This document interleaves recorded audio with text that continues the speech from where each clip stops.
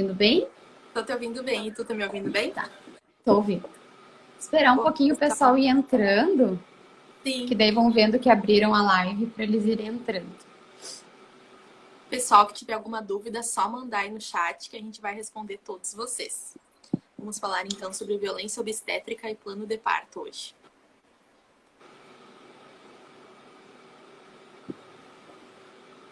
Esperar que recém deu 7 horas, então o pessoal vai entrando devagarinho. Isso. Oi, Nívia.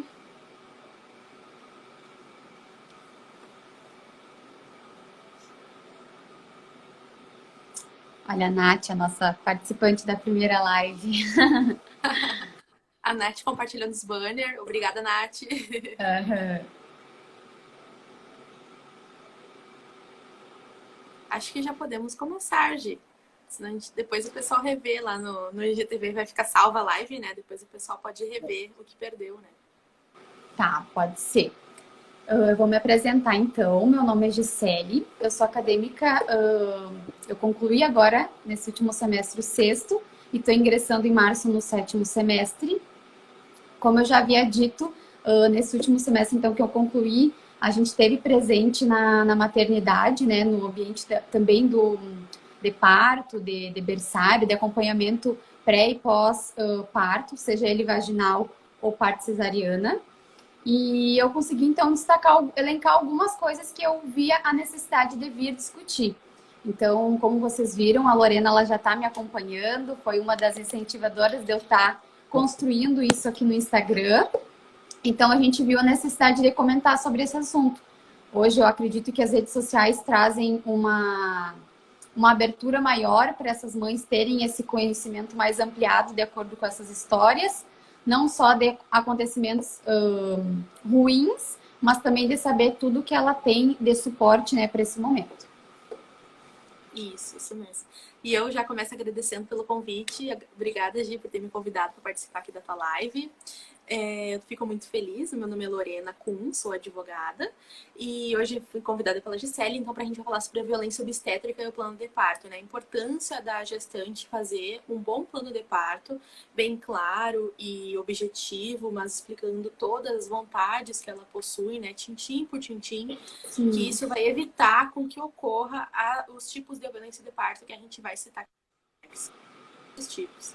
A violência obstétrica ela é sofrida por 1 a 4 gestantes no Brasil. Então, é um grande número, né, alarmante. E se todas as gestantes, né, soubessem dessas informações que a gente vai repassar para vocês hoje, muitas coisas poderiam ter sido evitadas, né? Traumas para a mãe, para o bebê, tanto no feto, coisas físicas, como psicológicas, né? Aquele trauma de talvez não querer mais ter outra gestação pelas coisas sofridas, né? Né, os Então, danos neurológicos também que pode vir a trazer essa criança, né? De vir durante o crescimento observar os danos que trouxeram, porque às vezes não é só naquele momento que a mãe se dá conta que ela vivenciou uma violência. Claro, com certeza. Então, tu quer explicar um pouquinho, Gi, sobre o plano de parto pra gente? Pode ser. O que acontece? O plano de parto, ele é considerado uma carta onde essa mãe ela vai fazer uma listagem de acordo com o que ela quer e o que ela não quer durante seu parto. Lembrando que nem toda mãe, muitas mães não são da área de saúde, não têm conhecimento sobre essa área, e durante o seu pré-natal nem sempre isso é tratado. O que acontece? Isso é uma coisa que a gente vem conquistando bem lentamente. Aqui no Rio Grande do Sul, principalmente a cultura é bem lenta de acordo com essa área. E o que acontece? Esse documento a mãe pode criar sozinha, se ela se achar apta para fazer. Hoje em dia a gente tem acesso à internet. Não é nada mirabolante, digamos assim, é uma coisa pessoal mesmo, de acordo com o que ela tem conhecimento e que ela não quer para si. O que acontece? As enfermeiras, como a gente sabe, no SUS são 8, a princípio 8 consultas durante o pré-natal, se descobre bem no início da gestação. Dessas 8, normalmente 5 a 6 são realizadas por enfermeiras ou enfermeiros. Tanto os enfermeiros como médicos, como as próprias doulas, que são as conhecidas como as parteiras que acompanham essas mulheres durante o parto, elas estão aptas e têm conhecimento para isso, porque elas fizeram residência, fizeram cursos para estarem ali naquela área, para estar atendendo uma gestante. Então, sim, elas têm conhecimento. Se a gestante achar necessário, ela pode sim procurar qualquer um desses profissionais, que eles podem amparar ela, que eles podem ajudar essa construção. Se ela achar necessário, esse documento, então, ele pode ser autenticado em cartório, porém é um documento que, só pelo fato de estar escrito e da mãe chegar ali e comentar que essa é a necessidade, que essa é a escolha dela, a equipe inteira tem que entender isso. O que acontece durante as maternidades, então, em relação ao recebimento dessa mãe e desse termo, né? A gente tem visto que durante as trocas de plantão, ou quando a mãe chega ali, a equipe começa já a comentar o que aquela mãe destacou, né, que gostaria. Essa equipe, então, ela tem que se unir, que é o pediatra, a enfermeira obstétrica, a equipe de técnicos e a gestante, eles têm que ter essa comunicação até para criar um vínculo, porque é um momento muito singular. A gente fala que a mãe, ela é protagonista daquela situação. O bebê é o protagonista. É ela em primeiro lugar naquele momento. E a equipe tem que entender essa escolha dela. Óbvio, tudo que está escrito neste documento precisa ter bases científicas. A mãe não pode chegar lá e pedir outras coisas que a gente sabe ali como profissional, por ter estudado anos naquela área, que não se pode realizar determinadas coisas ali dentro. Porém, a equipe tem que ser receptiva, ela tem que entender. A Lorena vai citar agora um pouquinho melhor sobre a violência obstétrica, mas lembrando que muitas vezes o plano de parto se torna uma violência, porque nem sempre essa equipe ela recebe esse plano de parto como algo bom. Eu, contando um pouco sobre a minha vivência na maternidade, eu vi, como eu contei ali nos stories, uma vez uma mãe levar um plano de parto. Era uma mãe que tinha conhecimento, que tinha um pouco mais de condições financeiras, que ela teve um acompanhamento, inclusive, com 2 doulas, e ela chegou com aquele plano de parto, e muitos que estão naquela área, que deveriam apoiar e ficar feliz que aos pouquinhos aquilo está ampliando, na verdade acabaram falando mal, reclamando, indo contra aquela escolha dela, que na verdade, pelos nossos princípios e por tudo que a gente aprende nessa área, não se precisaria de um plano de parto. Entende? É uma coisa que o profissional tinha que ter em si, e mesmo no SUS, porque não é desculpa ser no SUS, porque aqui em Santa Maria o atendimento no SUS muitas vezes é até melhor que do particular. O amparo que se tem é muito grande. Então tem toda a questão da iluminação, da música, de tomar banho, de ficar no chuveiro, de usar bola, de usar o banquinho. Tudo isso está ali para ela, entende? Então ela não precisaria, na verdade, um documento. Entretanto, com os ocorridos, foi vista a necessidade de ter esse documento, então, para amparar essas gestantes. Sim. E esse plano de parto, ele vai falar geralmente como que a mãe deseja, então, que seja acontecido, né? Eu peguei até alguns exemplos aqui, né?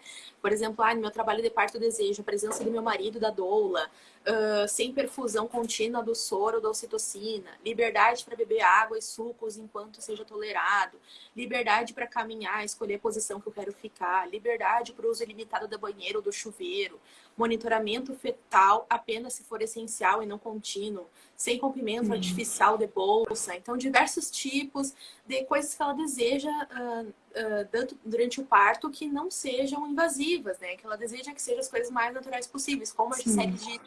Isso devia ser uma coisa natural, né? O parto humanizado devia ser regra, mas agora a gente tem que afirmar as coisas humanizadas que a gente deseja, né? Isso é muito triste, né? Porque a gente percebe, né, que, como a Gisele disse com a sua vivência, que às vezes parece que os profissionais, eles estão forçando que aquela coisa seja mais rápida possível, né? E não vivenciar aquele momento único, né? Que é o parto, né? O nascimento do bebê, né? E também tem a questão ali, a gente leva muito em consideração como violência obstétrica a questão da epísio, que nada mais é que a episiotomia, que é o cortezinho, que é o pique, que a gente escuta falar, né? E a tricotomia, que ela é a raspagem, então, dos pelos pubianos, que vai da vulva até o períneo. O que acontece? Em muitas situações, eu já vi de gestantes comentarem de chegar para o parto e a equipe já lá se movimentar para fazer a raspagem com uma lâmina, né? E o que acontece? Não tem base científica para isso. Pelo contrário, quando ocorre a depilação, principalmente ali no momento, porque é questão ela pode ganhar o bebê daqui uns minutinhos, assim como daqui várias horas, né? Porém, esse período, por ser a raspagem muito próxima do período do nascimento, pode acontecer de ter lesão. Esses cortezinhos, essas feridinhas, podem dar abertura para ocorrer infecção. E não tem base científica de que aqueles pelinhos vão acabar prejudicando de alguma forma. Pelo contrário, não tem. É uma escolha da mulher de estar daquele jeito ou não. Talvez, né? Fica ainda mais exposto, né? Que nem a gente tira a cutícula, né? Fica bem exposta, o local ainda fica mais exposto ainda, né? E tem a questão do epísio, então, que na verdade a gente escuta dois termos, né? Que é a episiotomia, que é o corte, onde é feito normalmente, espera-se que pelo menos seja feito com anestesia. Outra coisa que eu notei, às vezes as gestantes nem estavam com a dilatação em 10 centímetros e a médica, normalmente a médica que realiza isso, já estava lá com a medicação preparada para dar a injeção para ela não sentir, né, a dor. E a anestesia, na verdade, a gente nem sabia o que ia acontecer no parto e já estavam realizando anestesia para fazer esse epísio.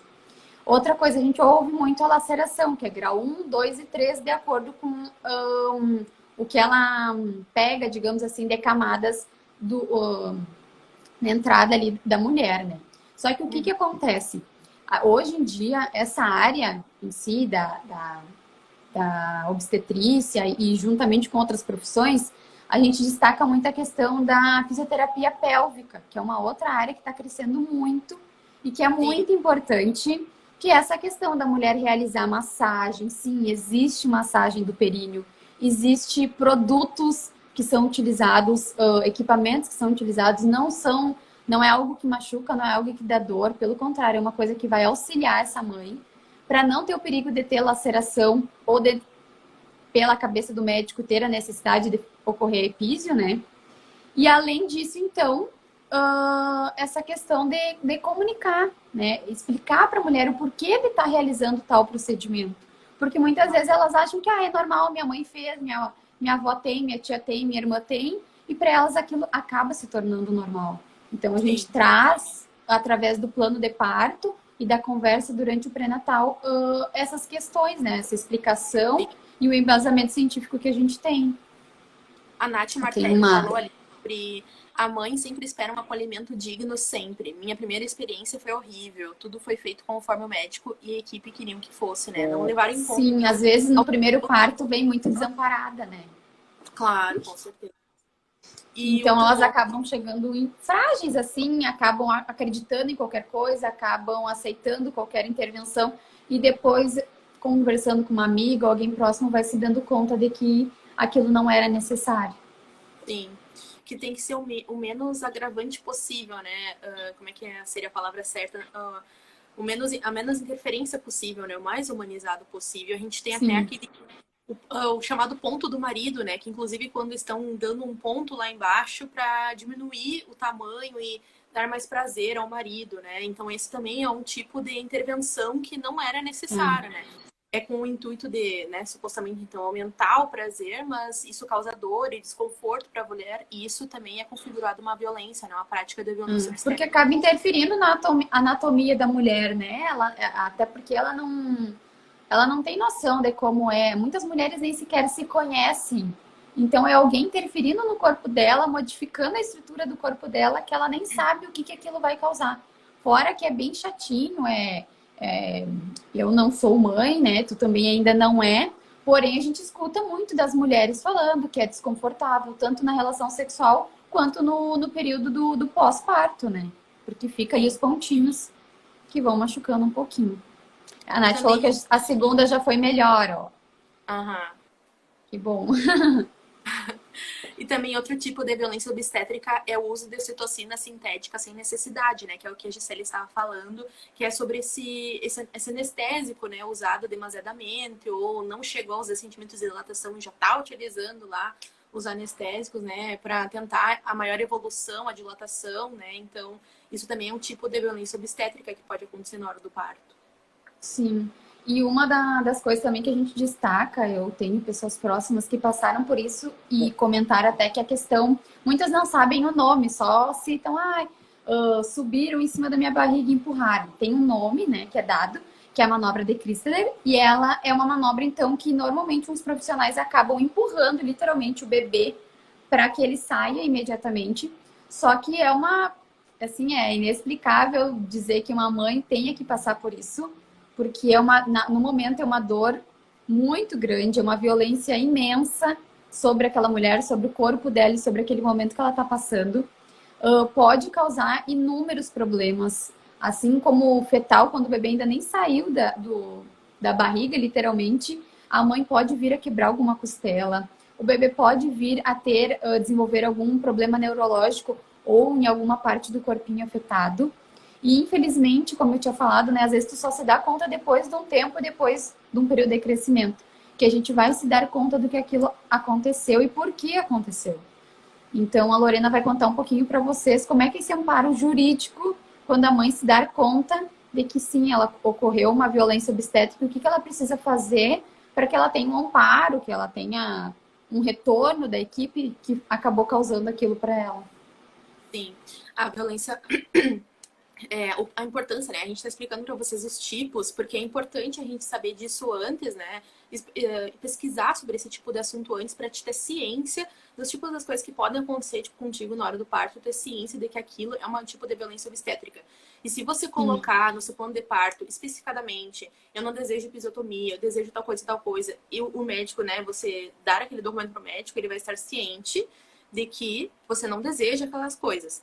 E se ele realizar, vai ser configurada, então, a responsabilidade dele objetiva por ele ter feito. Você falou no plano de parto que não queria episiotomia, ele foi lá e fez. Então, ele fez por vontade dele, contra a sua vontade, gestante. Então, esse é um tipo de violência obstétrica, né? A violência obstétrica, então, é a prática de procedimentos e condutas que desrespeitam e agridem a mulher na hora da gestação. E a OMS, ele fez um estudo, né, um levantamento, né, a Organização Mundial da Saúde fez um estudo em 34 países e ficou 7 tipos, então, de violência obstétrica, que eu vou falar aqui para vocês, que é, por exemplo, o abuso físico, que é bater ou beliscar a mulher na hora do parto, o abuso sexual, que pode acontecer também, o abuso verbal, quando tu utiliza uma linguagem rude ou dura com a mulher na hora do parto, né, para ela parar de gritar, para ela parar de se expressar, sendo que também uma das coisas é essa discriminação com base na idade, a etnia, classe social ou condições médicas, também é um tipo de violência obstétrica. O não cumprimento dos padrões profissionais de cuidado, por exemplo, uma negligência durante o parto, né? Tu deixar a mulher esperando muito tempo, né? O bebê sem os amparos devidos, essas coisas que a gente vê que depois que foi complicações na hora do parto, que se não fosse aquilo, o bebê não teria... sabe, não teria nascido com alguns problemas, né, mentais ou físicos, né? O mau relacionamento entre a gestante e a equipe, que é o que a gente estava falando sobre o abuso verbal também, é junto esse mau relacionamento, por exemplo, a falta de comunicação, a falta de cuidado e a retirada da autonomia da mulher, né, da gestante. Como a Gisele falou, a gestante ela é a protagonista, então ela tem que ter essa autonomia do que ela deseja ou não, apesar de estar, por exemplo, estar lá nos 10 centímetros de dilatação, né, diz que tu está na partolândia. Mas mesmo assim, por isso que é importante a hora do o plano de parto, para te explicar as tuas vontades, né? E também uma da violência obstétrica é as más condições do sistema de saúde, né? A falta de recursos na hora do parto. E embora, né, então esses maus tratos da mulher, eles ocorram frequentemente, né? Se você tivesse um bom amparo dos profissionais de saúde, né, e tivesse um bom sistema de saúde que fosse amparado, isso não teria acontecido, né? Como a Gisele falou, se os profissionais eles fossem mais humanizados, né, essa situação seria diferente. E foi por isso que tem algumas leis, né? Não existe uma lei sobre a violência obstétrica, existem regras criminais, né? Como é que eu vou explicar para vocês? Leis criminais que falam sobre abuso físico, sobre abuso sexual, sobre abuso verbal, sobre discriminação, mas nada que fale diretamente sobre a violência obstétrica. Mas você pode tipificar isso com os crimes, né? Mas tem leis, por exemplo, assim, tem uma lei, Lei 11.108, que garante o direito à presença da acompanhante durante o trabalho de parto. Então, o direito de tu ter o acompanhante, um marido, uma doula. Tem uma lei que também fala sobre a presença de doulas durante todo o período de parto. trabalho de parto, parto e pós-parto imediato. Então, tem Sim. outras leis. Tem outras leis estaduais. Não são todos os estados que ainda estão evoluídos dessa forma, né? A gente vê o Rio Grande do Sul não tem nenhuma lei, mas São Paulo e Rio de Janeiro tem a maioria das leis. Então, essas leis que eu tô falando para vocês são todas estaduais. Nenhuma o Rio Grande do Sul possui, para vocês verem como a gente é atrasado, né? Nessa parte. E tem a lei, por exemplo, uma lei de São Paulo, que assegura o direito ao parto humanizado nos estabelecimentos públicos de saúde. Então, todo mundo está em prol dessa tentativa de humanizar e fazer com que a mulher tenha a voz nesse momento, que ela é a protagonista, né? E não os profissionais da saúde, eles estão lá para auxiliar, né, Gisele? Sim. E também tem essa questão do Covid, né? Claro, agora com a função da pandemia, a gente teve que se adequar. A gente já chegou com regras lá na maternidade, né? Mas o que que eu pude ver? No momento que entrasse o acompanhante, sim, era liberado que tivesse um acompanhante de livre escolha dessa mãe, porém esse acompanhante não podia trocar. Quem entrava ali com ela no momento dela fazer a sua internação, esse acompanhante não trocaria mais. Até eu não sei dizer bem ao certo a questão da doula. O que que acontece? Porque até então se liberava essa entrada por conta do Covid, para não ter essa troca de tanta gente entrando, acabou ficando um pouco mais restrito. Mas sim, tem então essas leis, né, do acompanhante, a lei da doula, que faz com que a mulher tenha essa segurança de que ela pode ter alguém. A Nath que perguntou, deixa eu ver aqui, Desde que, quando né, a que maioria das essa lei jovens às vezes não tem voz realmente, mas isso acontece, por incrível que pareça, em todas as idades. Acaba o julgamento da idade que eu trago, assim, que eu observei, é que fica, é uma criança que tá tendo outra criança. Só que naquele momento, o importante é que quem é que está com aquela criança, o que que fez ela estar ali, se aquilo ali é fruto de um abuso, ou se foi uma relação consentida com um namorado da mesma idade, ou com uma idade muito, né, uma diferença de idade muito grande entre o parceiro e a mulher. Então a gente tem que ter esse olhar, na verdade, que a gente precisa ter de acordo com a idade, é sempre relacionado a que situação teve, que ocasionou então essa gestação, e quem é que tá com essa menina, ela tá amparada, mas não o fato de querer fechar a boca dessa menina e tornar ela muda, digamos assim, diante de toda essa situação. E a Nath perguntou ali, Lorena, não sei se tu viu, desde quando existe a lei essa que tu comentou? Essa 11.108 que eu comentei, ela existe desde 19 de setembro de 1990. Ela garante, então, a gestante o direito à presença do acompanhante durante todo o trabalho de parto, parto e pós-parto no Sistema Único de Saúde, né, o SUS. E ela comenta que na época não liberaram, né? Isso, na verdade, foi realmente uma violência obstétrica, porque não tem o porquê. Claro, se a mãe não tem alguém por aí, tudo bem. Às vezes o pai tem medo de sangue, enfim, pode passar mal, mas ela tem a total liberdade de escolher quem ela quiser para estar lá dentro. Assim como ela também pode optar por não querer alguém. Mas nessa situação ali é nítido que a equipe se tornou responsável por uma coisa que eles não deveriam. Eles tinham que ter total liberdade para que ela escolhesse quem ela quisesse para estar ali com ela, né? Seja o pai ou seja outra pessoa. Sim, com certeza. Eles tentam restringir ao máximo, na verdade, né? Com a tentativa de não ter mais algum fardo, mais alguém para ele botar roupinha lá, né? Para não aquela roupa especial, né, que o pai entra junto no trabalho, né? Eu acho que devem pensar que quanto mais coisas que dificultam a situação, mas você tem que, né, as pessoas têm que perceber, né, os profissionais de saúde, de que isso vai deixar a mulher mais à vontade, né? Vai deixar ela mais tranquila, vai ter aquele rosto amigo ali para auxiliar ela naquele momento, né? Uma força para dar para ela, né? Porque assim, ó, é nítido do quanto as intervenções que a gente realiza com elas auxiliam muito no parto, no desenvolvimento no parto, da dilatação dela. Eu me marcou assim muito, até acho que eu comentei numa outra live, se eu não me engano, sobre uma gestante que eu cheguei. Eu não me lembro bem ao certo, mas eu acho que ela estava com 5 de dilatação por um grande período, quase que do momento que chegou até uma outra troca de plantão. Então, era um bastante tempo ali com uma dilatação que não evoluía. E me chamou muita atenção a postura, assim, de uma técnica de enfermagem, que ela viu que a equipe estava um pouco desacreditada, que não vai evoluir, ela não deixa a gente levar para o banho, ela não deixa a gente fazer nada. Mas tem um porquê. Muitas vezes as mulheres são julgadas porque elas realmente, a gente brinca assim, que elas entram num mundinho ali que é delas. Elas mudam de humor e elas têm total direito de mudar de humor. Elas estão passando por um momento muito diferente da vida delas, que muitas nem passaram, não tinham passado outras experiências iguais. Então, a gente nota que a questão dela estar nervosa, ela tá com ansiedade de ver o rostinho do próprio filho, de estar num ambiente que não é dela, ela não está acostumada a estar ali. Muitas vezes não se sente confortável. Seja um ambiente com todas as regalias de um particular, como um ambiente um pouco mais simples do SUS. Mas não é um ambiente que ela está acostumada. E muitas vezes a pessoa que está com ela, o acompanhante, claro, quer ver, por exemplo, o nascimento do filho. Porém, essa pessoa ela não tem entendimento nenhum, ela não sabe onde é que eu devo fazer a massagem, como é que eu devo auxiliar no chuveiro, o que ela deve fazer. E essa técnica me chamou a atenção porque ela praticamente pegou minha mão e disse assim, Gi, vamos lá que nós vamos conseguir. Eu vou te mostrar como a gente vai conseguir, acredita que a gente vai conseguir. E realmente a gente chegou lá, a gente conversou, o acompanhante já não tinha mais paciência, coitado, mas ele não tinha culpa também. E nós começamos a conversar com ela.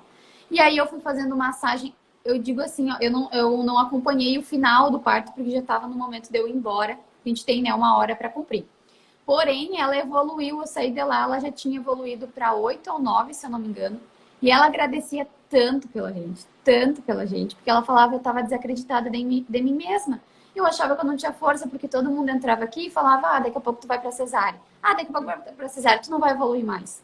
E chegou uma técnica que muitas vezes a gente, não digo eu, mas a gente vê a minha futura profissão menosprezando aquele trabalho, né? E ela chegou lá e ela só na conversa, ela conseguiu acalmar aquela mãe. E aquela mãe foi pro banho, até eu saí de lá toda molhada, e ela falava, toma cuidado, tu vai se molhar. Eu falei, não importa, o importante é tu evoluir, é tu sair daqui feliz e realizada com o parto que tu tanto desejou. E foi o que aconteceu, depois a equipe veio, né, me contar que tinha dado tudo certo. E, assim, é muito gratificante, sabe? Saber que uma palavra, um carinho, um contato, e a gente está preparada e a gente precisa ter paciência para lidar com essas pessoas.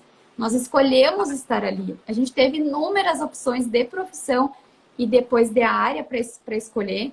Então a gente tem que levar aquilo com carinho. A gente decidiu estar ali. Então a gente tem que estar aberta para receber aquela mãe de acordo com tudo que a gente aprendeu. A gente tem muita coisa, a gente tem muita carga.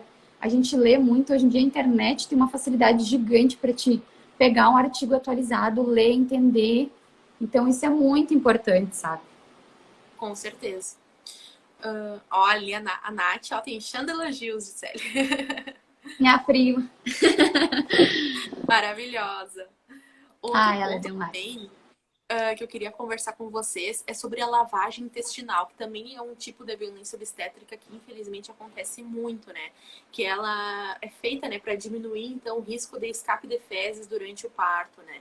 E essa é uma prática recorrente, né? Que a gente vê muitas mulheres comentam que passam sobre essa situação, né? Porque, querendo ou não, você tá ali fazendo a força do parto, você faz a dor, mas não quer dizer que isso na verdade, não devia acontecer, porque é uma coisa natural, né, do corpo. Depois, né, depois que acontecer, limpa, não é hora de se importar com aquela situação, né? Mas você realizar normalmente a gente usa só, né, por... Isso, e às vezes os pais pedem para olhar, ou a gente pede para a mãe tocar a cabecinha para ver que tá saindo. Umas ficam um pouco agoniadas, não querem, tem um pouco até de vergonha ainda do próprio corpo. Mas a gente sempre usa alguma medida. Quando a gente vê que a mulher está no período expulsivo, dependendo da posição que ela tá, a gente deixa um paninho, a gente dá uma disfarçada, a gente não utiliza daquela situação para fragilizar ela. A gente tenta lidar da forma mais natural possível para que ela entenda que sim, aquilo é normal. E realmente é muito normal, sabe? É um pouco... elas ficam um pouco envergonhadas, até porque às vezes não conhecem a equipe, né? Não tem um vínculo. Isso eu me coloco muito no lugar, assim, delas. Então, a gente tenta tratar aquilo da forma mais natural, a gente cuidar muito das nossas expressões. Hoje em dia, com a máscara, ainda facilita, digamos assim, para quem é muito expressivo, mas dá aquele carinho, porque às vezes um olhar, às vezes elas gravam a roupa que a gente tá. Às vezes elas falam, eu não lembro do teu rosto, mas eu lembro que teu jaleco era assim, de bichinho, porque na hora era aquilo que eu gravei, sabe? Então elas estão ali, de certa forma, atentas, gravando, e aquilo fica marcado, a gente sabe que fica, né? Seja ruim ou bom, fica marcado de alguma forma. Claro. Outro também exemplo de violência obstétrica que a gente pode falar é a restrição de alimentação e bebida, né, demasiada, né? Você ficar tanto tempo ou sem beber ou sem comer, né? Que também é uma coisa que não tem necessidade, né, Gisele? É comum essa prática, né, de jejum, manter durante o trabalho de parto normal, né? Sim. Não, elas estão livres para comer, não tem problema nenhum. O único, assim, que a gente restringe mais um pouquinho é a questão de, no pós-parto ali, a gente pede para que fique mais ou menos 1 hora, fique deitada ali, curtindo o bebê, porque se não tiver nenhum probleminha com a criança, se o apigar ali tiver tudo bem, não tem por que tirar aquela criança da mãe. Aquela criança, muitas vezes, a mãe, quando já tem colosso, já sai, já fica amamentando enquanto fica no período expulsivo ali da placenta, que até 1 hora o corpo, né, espera então a placenta. E essas mães têm a liberdade de ficar com o bebê contato pele a pele. A gente, normalmente, elas estão ou com uma camisolinha, normalmente aberta na frente, e a gente põe então no peito. Poderia ser do pai, poderia ser de outra pessoa, mas a situação acaba sendo muitas vezes a mãe, até para incentivar a amamentação, né? E a gente coloca algum paninho, alguma coisa, até porque o ar já está numa temperatura adequada e tudo mais.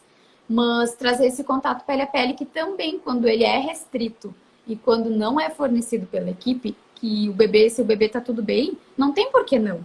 E também isso é uma violência obstétrica. A mãe tem o direito de aproveitar o seu bebê, até porque ela fica ali deitada, até por conta da hemorragia, para não acabar ficando um pouquinho tonta.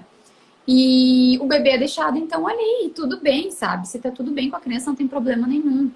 A questão do banho, né? Sobre esse tempo, né, que fica, né, a chamada golden hour, né, que eles falam, a hora Isso, de ouro, o né? momento golden. A criança fica ali, depois que sai da mãe, para ela já reconhecer o peito e tudo, o cheiro da mãe, né, toda essa situação, né, ter aquele momento, né, de carinho mesmo após o parto, né, de que saiu o bebê, né. Esse momento gold, assim, ele é fundamental para o bebê e para a mãe, né? Até para ela estar criando esse vínculo já com a criança, né? Já se tem um Claro. vínculo quando o bebê está na barriga e fora, então para ela era tudo que ela esperava. Sim. Outro tipo também de violência obstétrica é impedir que a mulher grite ou se expresse, né? A gente sabe que vai evoluindo, né? A mulher vai entrando lá, como a gente falou da partolândia, né? Quando chega lá nos 9, 10 centímetros na hora de fazer a força lá. E ela acaba, né, se expressando, gritando porque sente dor, sente desconforto, né, na hora da expulsão da criança.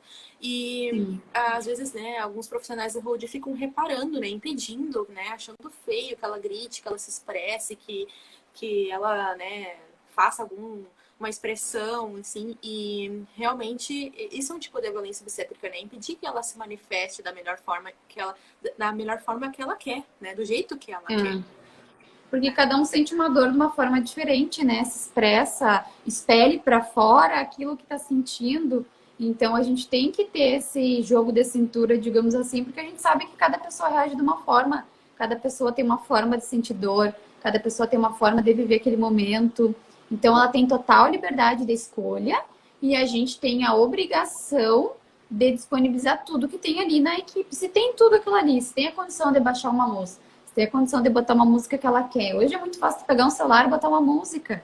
E às vezes para ela o que ela vai gravar naquele momento é a música. Às vezes uma coisa que parece ser boba, mas elas gravam aquilo pro resto da vida. Com certeza.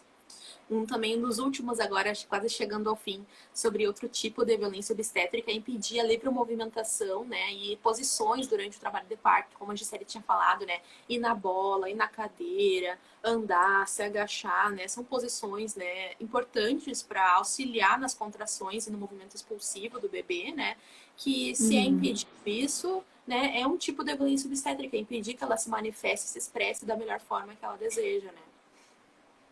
Não, ali a Nath comentou, né, sobre os primeiros procedimentos feitos em outras salas. Eu acredito que tenha dado tudo bem no momento do nascimento, tá? Situações assim. O que acontece? Ali na Casa Saúde, então, que eu vou dar de exemplo, que é o ambiente que eu atuei, né, como acadêmica. As salas são salas não muito grandes, assim, tem o banheiro, tem a cama, né, ginecológica, mas que a mãe tá livre para ficar na posição que ela quiser. E o bercinho aquecido fica disponível ali na sala. Tem um berço aquecido em cada sala de parto. Tem depois o berçário, que a gente utiliza para as intervenções, depois do banho e tudo mais. Porém, até onde eu saiba, o conhecimento que eu tenho, toda sala de parto deve ter. Claro, a gente sabe que nem toda a realidade é a mesma em todos os ambientes, a gente não sabe, dependendo do hospital, quando vê, não tem condições de ter. Daí é uma outra situação a levar em consideração. Ó. Acredito eu que a equipe deveria, então, comunicar à mãe, ó, tô levando para ali por tal motivo, que às vezes não tem, pode ser feito ali na sala, tudo bem. E por esse motivo vão lá e levam. Mas o correto seria uma sala completa, onde tem um berço aquecido, se necessário, para alguma intervenção. Eu participei de alguns partos onde o apigar estava muito baixo, porque é um no primeiro minuto e um no quinto, agora não me lembro, se eu não me engano, quinto ou sexto. E o bebê realmente precisou ser aspirado, que é ser aspirado também é uma violência obstétrica. O bebê não precisa ser aspirado. Só o fato do ambiente externo ao útero já ser uma pressão diferente da pressão dentro do útero, já faz com que o pulmãozinho dele funcione, que ele vai se adaptando. Então, não é necessário essa aspiração. Tem artigos que comprovam, né, embasamento científico nisso. Então, como a Nath falou ali, não tinha, mas também teria que ter entrado eles deveriam ter entrado em contato com essa mãe e explicado, se fosse necessário sair, que não tinha e por que que não tinha, né? Mas o correto seria ter uma sala completa, caso necessário, né? Até porque tá ali no ambiente, já sai, já coloca ali em cima, é muito mais prático para a própria equipe também. Uhum. Deixa eu ver. A Nath ali, Amando conhece alguns exemplos. Obrigada, Nath, pela tua contribuição.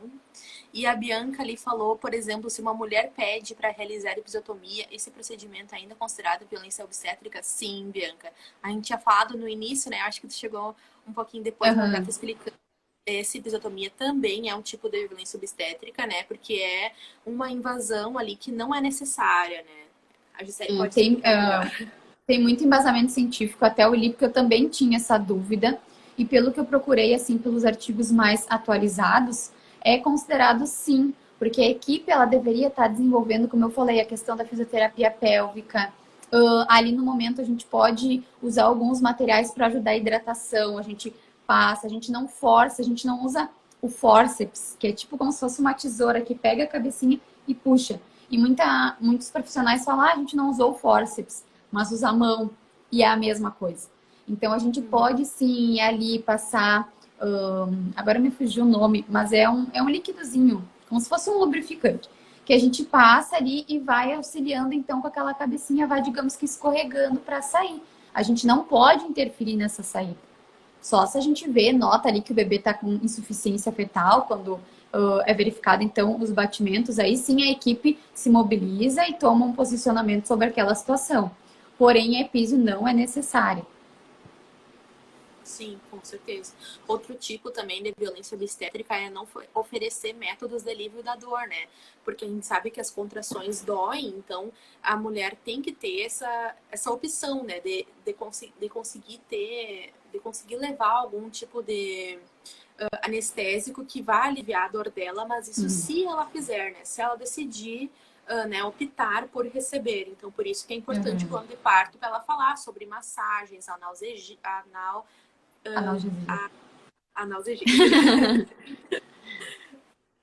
Mas, assim, outra coisa também que eu destaco é que muitas vezes no plano de parto ela coloca que não quer essa analgesia. Porém, ali no momento, se ela vê a necessidade, ela pode sim entrar em contato com a equipe, pedir para a equipe explicar como é que funciona e ela tomar a decisão se ela quer ou não, né? Porque tem ou não tem ali, que depois, se ela mudar de decisão, ela não pode. Essa semana agora, acho que foi ontem, eu compartilhei ali uma situaçãozinha, que eu até botei a descrição ali da mãe contando, e hoje ela veio entrar em contato comigo, né? E ela veio me dizer, eu não conheço ela, assim, acompanhei ela até por procurar pela hashtag sobre violência obstétrica, eu cheguei até ela, e ela veio me comentar, assim, que ela... até então ela não gosta muito de comentar esse assunto, pelo que eu entendi, está numa situação, né, de ir atrás de questões jurídicas para auxiliar ela nessa situação. O bebezinho já está com alguns meses.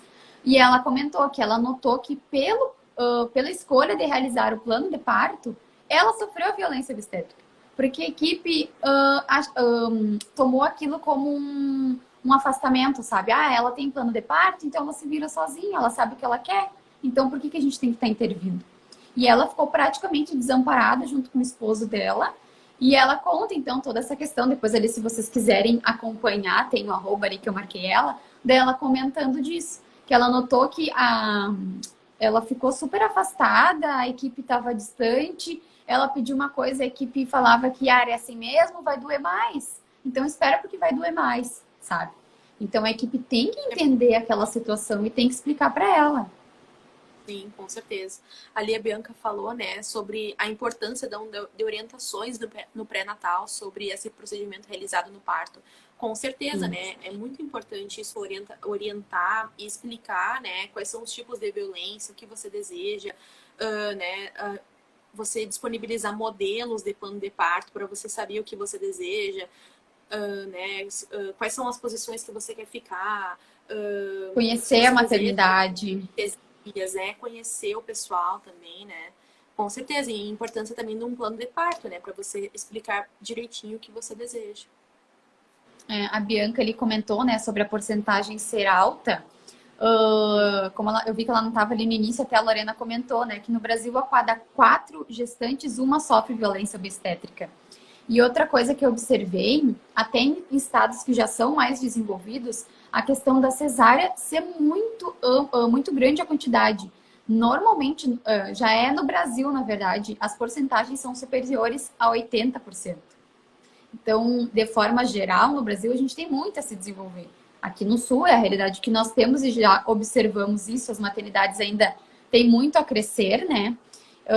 Até a questão, tem algumas que tem uma manta para a gente se agarrar, tem uma banheira ou uma piscininha que é montada ali na hora. Então, tudo vai ajudando para que aquela mulher entenda. Até porque, como a gente fala, é um plano de parto.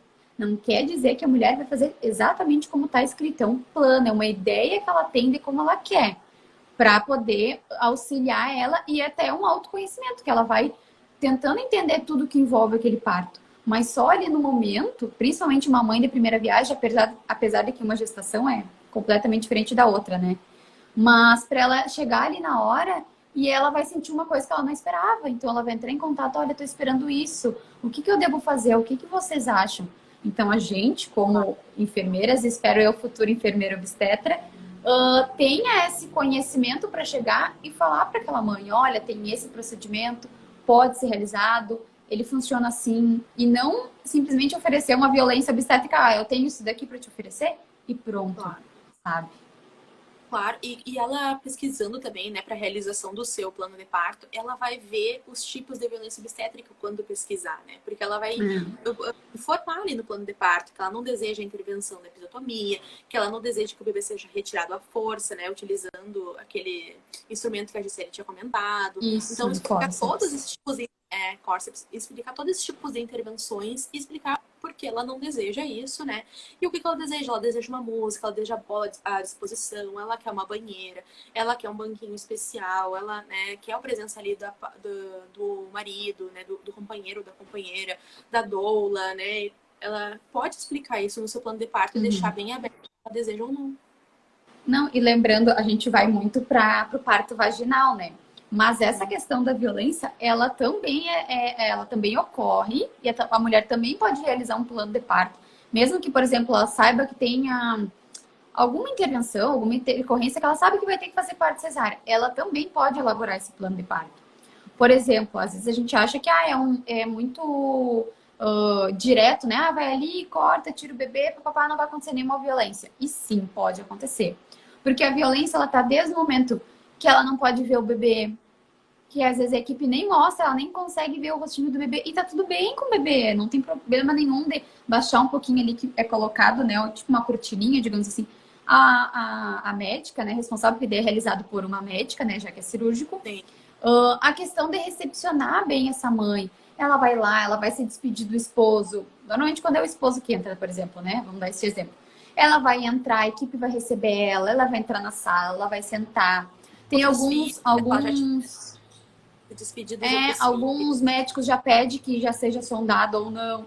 Então a equipe já vai lá conversando, vai sondar ela, vai levar ela para aquela sala. Na hora ali de fazer anestesia, é bem dolorido. Eu nunca fiz, mas é nítido que é uma situação bem dolorida, bem chatinha. Então, de tu poder ir ali dar um abraço nela, te abraçar, ela não pode se movimentar, né? Ela fica sentada normalmente ali na maca do bloco e normalmente um profissional fica ali na frente para ela poder abraçar, para poder amparar. E logo que ela é toda colocada aos campos, estéreos e tudo mais, é chamado então aquele acompanhante. Então, o acompanhante pode estar ali, a equipe não precisa ficar calada, a equipe pode estar conversando com ela, até porque acredito eu que quando fica todo mundo calado, tu fica assustado porque tu não sabe o que está acontecendo. Então, de ter todo esse contato, né? A questão da própria incisão, que desde é uma questão médica que não é da minha área, mas ter todo esse cuidado porque é o corpo daquela mulher, como vai ficar aquela cicatriz, como é feita a incisão, como é feita, como é dado os pontos, né? Tem toda essa questão que tudo isso engloba, então, essa questão da violência obstétrica. Então, a mulher tem que estar preparada para os dois partos. Com certeza. Agora o pessoal perguntando ali, a Bianca, né, e a Nath, perguntando como é que você faz para denunciar, então, se você sofre algum tipo de violência obstétrica, né? Nós temos o 180, que é o Central de Atendimento à Mulher, né, que geralmente o 180 ele vai designar para a delegacia da mulher da sua cidade, então você vai conversar com a delegada, com a escrivã, ou com uma policial que esteja lá na delegacia da mulher e você pode relatar esse caso, ou ir na delegacia da mulher, né, da sua cidade, aqui em Santa Maria. Quem mora aqui em Santa Maria, nós temos a delegacia da mulher. Também tem o 136, que é a ouvidoria do SUS. Então, se você passou por esse tipo de violência obstétrica, por algum tipo, né, que a gente citou aqui, de violência obstétrica sendo atendida pelo Sistema Único de Saúde, você pode discar 136 e você denunciar nessa ouvidoria do SUS, né? Que lá na ouvidoria tem profissionais capacitados que vão ouvir essas denúncias e essas reclamações, né? Também temos o Ministério Público Federal, se você passou por algum tipo de violência obstétrica nessa parte do SUS. Se você passou por violência obstétrica num hospital particular, você denuncia no Ministério Público Estadual. E toda a cidade tem, né? Nós temos em Santa Maria, lá perto do Fórum, o Ministério Público Federal e o Estadual. E você pode denunciar esses crimes, né, que aconteceram com você, né? E também temos o ANS, que é realizar, então, esse plano de saúde ou particular, né? Você pode denunciar para o ANS e se você faz parte de algum plano de saúde particular, você denuncia para eles. E, com certeza, você vai ter que procurar um advogado, porque se você né, passou por esse tipo de situação, esses crimes, eles só podem ser ressarcidos, né? Você vai pedir danos morais, em relação a essa situação sofrida por meio de um processo, né? Porque por mais que você faça a denúncia nesses órgãos federais, eles vão denunciar para verificar se é uma prática recorrente naquele hospital, né? Ou naquele UPA, PA, ou né, hospital público, vão verificar se é uma parte recorrente ou se né, no hospital particular, né, vão verificar também, vão investigar, mas para você conseguir ser ressarcida moralmente, né, monetariamente sobre isso, só você procurando um advogado para entrar com um processo daí. E você pode entrar Até então, para com um explicar processo melhor, né? O conhecimento que tu tem, por exemplo, como advogada, às vezes a gente digo, a gestante, né, que chega até te procura para isso, porque às vezes elas sabem o que elas passaram, mas elas não sabem por onde começar, onde é que tem que ir, o que tem que estar entrando em contato, com quem tem que estar entrando em contato. Então, destacar a importância da tua profissão de estar fazendo esse intermédio, né, entre a resolução daquela situação e a solução, né, daquele problema e o que ela passou para te fazer esse intermédio, então, para solucionar o que ela vivenciou. Claro, com certeza. Quando esses casos chegam até mim, né, eu verifico o que a pessoa está passando, né, e proponho as soluções, né? Nesses casos de violência obstétrica, você dá pra gente dar com dois processos. Seria um processo na parte criminal e um processo pedindo, então, a indenização por danos morais. E essa parte criminal, então, você pode entrar, respondendo já outra pergunta que a Bianca tinha colocado, entrar contra o hospital ou contra os profissionais de saúde? Contra os dois. Então você entra contra os profissionais e o hospital. Porque daí depois eles que se entendam quem vai pagar essa parte monetária, mas você entra contra todos. E nessa parte criminal, você vai pedir, né, que explicar para o juiz que você sofreu esse tipo de violência obstétrica, se você sofreu alguma injúria, difamação, né, algum tipo de xingamento, eles foram rudes, né, e outros crimes que a gente já comentou aqui nessa parte criminal. E por danos morais, a gente pode pedir nesse processo, pedindo uma indenização por essa humilhação, esse constrangimento que você passou no momento, né, que era tão especial, que você esperava tanto por aquilo, e chegou na hora e passou por essas intervenções indesejadas. Lorena, acho que não tem mais perguntas. Para não ter o perigo de cair a live, a gente não se despedir. Até passou, a gente acreditou que ia ser uma live super rápida, mas que bom que muitos interagiram. 30 minutos, rapidinho, ó, já estamos aqui quase uma hora, né? Mas agradecer então, né, todos pela presença, pela colaboração, por estar interagindo. Fica muito mais satisfatório estar fazendo essa conversa e ter essa troca com vocês, né? Agradeço a todos os comentários aqui elogiando e as perguntas já são muito importantes, né? Eu como acadêmica estou aprendendo muita coisa ainda, nem tudo eu sei, alguns nomes a gente acaba esquecendo por ter parado, né, um pouquinho ali com a rotina, mas fico muito feliz em poder estar unindo isso com a Lorena. A gente se identifica muito por gostar muito do que a gente faz e por estar sempre estudando e procurando mais coisas, né? A gente decidiu muito rápido isso, assim, a Lorena falou, vamos fazer uma live, até ela falou no comentário de vamos falar tal coisa, tá tudo certo, e vamos lá, bora pra frente, vamos escrever, e hoje ali rapidinho a gente entrou em contato, então quando a gente faz o que a gente gosta, eu sempre comento isso, assim, quando a gente faz o que a gente gosta, e a gente se encontra na área, independente de qual for, acaba indo natural, né? Então, claro, a gente não tem vergonha de assumir quando a gente não sabe. A gente, se viesse agora alguma pergunta que a gente não soubesse, a gente ia correr atrás, depois a gente ia chamar para explicar. Mas a gente traz aqui essas discussões porque a gente vê o quanto é importante e a gente precisa disso, né? Claro, é você desmistificar o direito nessa parte das leis, né? E transformar as informações, né, de qualidade aqui para vocês, uma linguagem clara, objetiva, sempre que eu digo, né, sem juridiquês, sem palavras difíceis, explicar e abrir para vocês tudo como é que funciona, os procedimentos e ficar à disposição. Se vocês tiverem qualquer dúvida, né, podem mandar no direct lá nas mensagens aqui no Instagram ou deixar um comentário de uma foto, a gente explica tudo para vocês. Se ficou alguma dúvida, alguma questão da live. E queira elaborar um plano de parto. Obrigada a todos que estão elogiando. Obrigada, Gisele, pelo convite. Eu que agradeço. Que possamos fazer muitas coisas juntas ainda, com certeza. Sim, ainda haverão muitos projetos, com certeza. É isso, então. Obrigada, G. Tchau, tchau. Boa noite. Tchau. Então, eu finalizo aqui a nossa live. Muito obrigada a todos.